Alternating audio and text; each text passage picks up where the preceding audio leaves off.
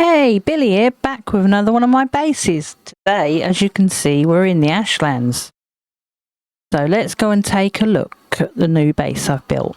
I've been busy making it.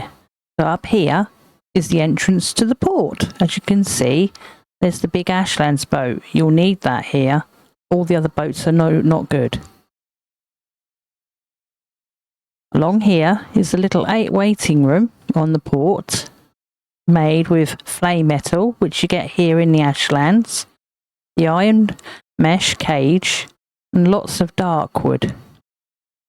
Let's take a look. It's just a little waiting area. And these little pots are also something you get in the Ashlands. You find them usually when you get pot shards in the Ashlands, when you fight the divergers or anything, or some of the mobs, they might break some here and there. The bone chairs, the marble table, and as you can see, it's all set out waiting for the Vikings to have a drink. Let's keep taking a look.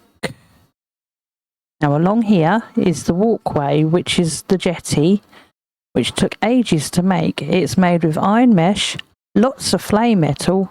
There's underneath here is iron beams and stone, the little stone blocks, the red jute rugs and the blue jute rugs to give it the spotty effect. And here is the portal, the special portal that you get in the Ashlands. You need the Growston rocks and the molten cores that you find either in the caves in the Ashlands or also in the fortresses, which you have to take over. Not easy, but it's doable.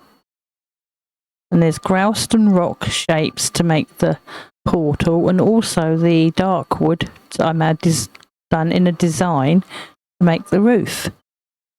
So it looks cool. And there's also the little blue banners that you get from the Mistlands. Let's take a look. Oh, here's something you will need in the Ashlands. This is called the steel generator. You have to feed it bones to keep the protective barrier that you'll need in the Ashlands. Otherwise, if you build anything out of wood, it'll catch fire and you won't see it anymore. So I highly recommend you putting one of these in your builds when you make one, if you build a base in the Ashland. So, just a word of warning. Let's keep going on and taking a look. So as you can see, there's a protective bubble there, there's a protective bubble there, and it overlaps to where the dock is. So you've got full protection on all your base. You have to keep feeding the generators to keep your base survive and protected. So here's the back of the house. It's made with the ashwood, which you get here in the Ashlands, the ashwood trellis, lots of flame metal, and lots of Growston beatings, and the diverger mesh, which you get also from the Mistlands. Let's go round and go into the house. I've built a fence around it using the Growston. It's the little art shapes and the flame metal and the iron mesh to build a lovely fence to protect you from the outside. And here is the side of the house. It's got a lovely trellis, the ashwood, and I've given it like a floating ceiling effect. So what I did was I built the shape of the house, then I used the flame metal to extend out, overlapping the roof, so the roof doesn't actually attach itself to the wall. I thought it would give a nice effect here. As you can see, if you can see under here, you can see how I did it. So the roof doesn't actually touch the actual side of the wall. Let's go in and take a look. And here is the main house. This is what it looks like from the outside. It's also got its own generator to protect it from the wilds of out in the Ashlands. So let's go up the Growston stairs. You get that here, of course, in the Ashlands. The red jute rug, which you get in the caves in the mountains. The stone flooring and lovely grey guck torches. You get those when you go into the swamps.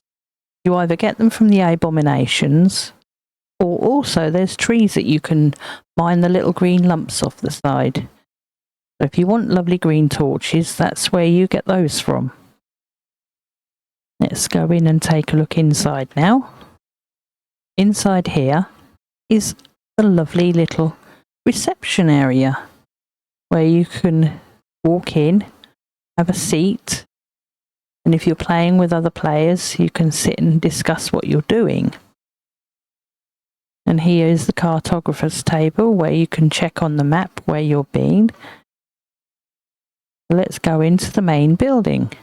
Here is the lovely kitchen.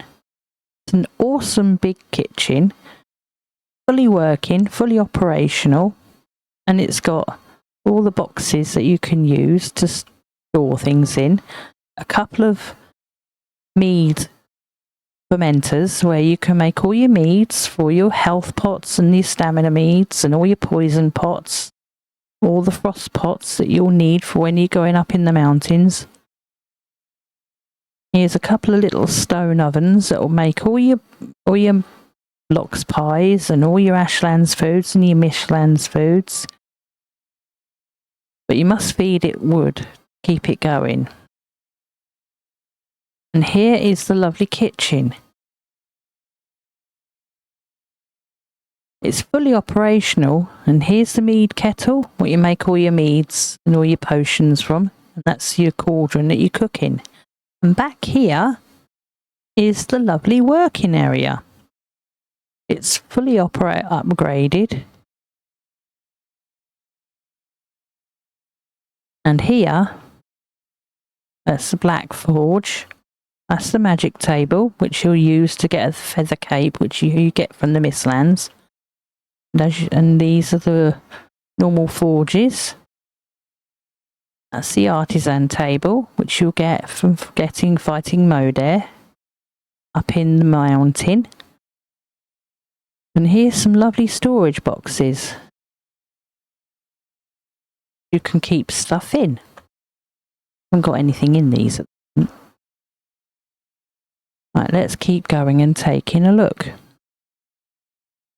The flooring, the roof, the next layer is made with this trellis, which you get from the Ashlands, the iron mesh, which you get from in the swamps when you have to go into the burial crypts to go and get all the iron.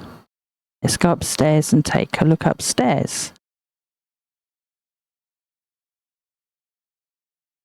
Here's a couple of lovely dragon beds. These beds are the best for if you want a good comfort level in any of the playthrough. Wherever you build your base, once you get the access to the dragon beds, they give you 2 comfort. There's a lovely lava lamp, which you get in the Ashlands. A lot of these things are from the Ashlands. A lovely little table. An awesome little seating area out here, which looks out towards the deadly Ashlands. As you can see, there's the boat port in the distance. Keep taking a look around. Lovely yellow banners. It brightens up the place. These lovely little flat metal boxes. They're the biggest boxes you can get in the game. You need to get the black metal from the plains, which you can get from fighting the Fewlings, or once you've killed their villages, you may find some in their boxes. As you can see, plenty of wooden bits in these, and here's the other generator, which you'll need to feed bones into. So always have a box nearby with some bones in it, keep it topped up, because it will run out So you have to keep it topped up to the... You can only put 10 bones in at a time. Just keep taking a look. On the floor, there's some Lox fur rugs. And also the little blue jute rugs. I've made it into a lovely little flower shape rug by linking a few together. And these are little personal chairs. Once you've put these down, once you've made them, only you can access. So they're like little private chests. So if you've got things in that you don't want anybody else using or accessing, then I could highly recommend you putting some of those down.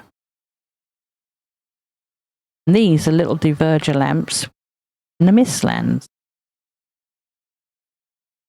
Go down the little Ashland stairs.